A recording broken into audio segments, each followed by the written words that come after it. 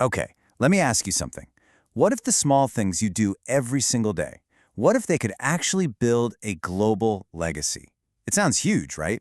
But that's the core idea behind this really powerful message called Co-Handy Global. And today, we're going to dive in and see exactly how it's all supposed to work.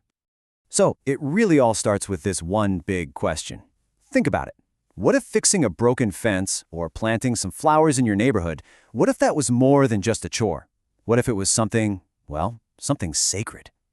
That idea, right there, sacred stewardship, that's basically the engine driving this whole vision we're talking about today. All right, so let's get into it. What exactly is this sacred vision? We're about to break down the foundational idea that makes this whole thing tick. Okay, so here's the definition of sacred stewardship. And it's so much more than just, community service. It's about taking every single act of care, big or small, and infusing it with real meaning and hope. It's this belief that when you take care of your little corner of the world, you're actually creating something that lasts, a legacy that can echo for generations. And we're not talking about building, giant statues or monuments here. The goal is a living legacy, one that literally breathes through the actions of people, day in and day out. It's a legacy that's really built on faith, on family, and on inspiring the next generation to pick up the torch. So the big question is, how does an idea like this actually spread? How does it go from just a personal belief to a whole global movement? Well, the source material lays out this super clear, three-step roadmap. It's all about starting with just one person and then watching it grow. Let's walk through it together. Okay, here we go. It all kicks off with step 1, a personal invitation. This is the very beginning of the journey for anyone who comes across this message. And this first step is so personal, and that's completely on purpose. It's not meant to be some big broadcast to the entire world. It's more like a quiet conversation, something passed from one person to another. Kind of like how I'm sharing it with you right now. So what does this invitation actually ask of you? It's pretty simple, really. First, just to receive the idea, to really let it sink in. And then, and this is the cool part, to start seeing yourself as something incredibly important, the very first link in a brand new chain of positive action. All right, so once you've gotten the message, we move on to step 2. And this is where your role starts to change in a big way. You're not just listening anymore. Now you get to be an active part of it all.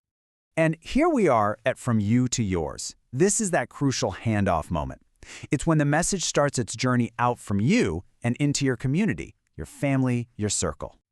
And this is that critical shift I was just talking about.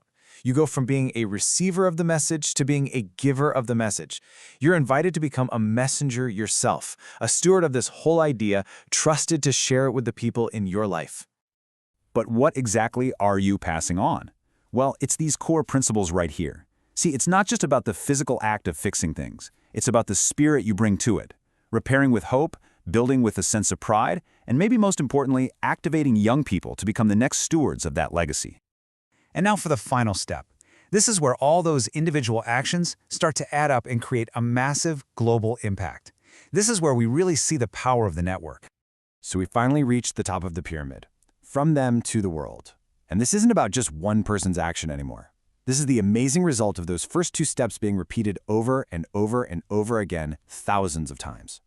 This is that classic ripple effect, but in the best way possible. Every single person who shares the message creates another link in the chain. And over time, all those little links come together to create this huge, interconnected web of stewardship. And the scale of this thing is, well, it's massive. It's truly global. We're not just talking about one neighborhood or one country. This idea is meant to cross borders, to weave this incredible network of care everywhere, from the Bronx all the way to the Philippines, from inside chapels to the hallways we walk through every day, from our own homes to the rivers that run through our towns. So after seeing just how big this can get, the vision brings us right back to the beginning, back to you, and the part you can play in creating your own living legacy. The source material closes with this really beautiful thought. It's not a command or a demand. It's a blessing. It's an invitation, an offering of inspiration, just hoping that this idea of sacred stewardship really connects with you. And really, if there's one thing to take away from this whole vision, it's this. The ultimate goal here is to empower the next generation.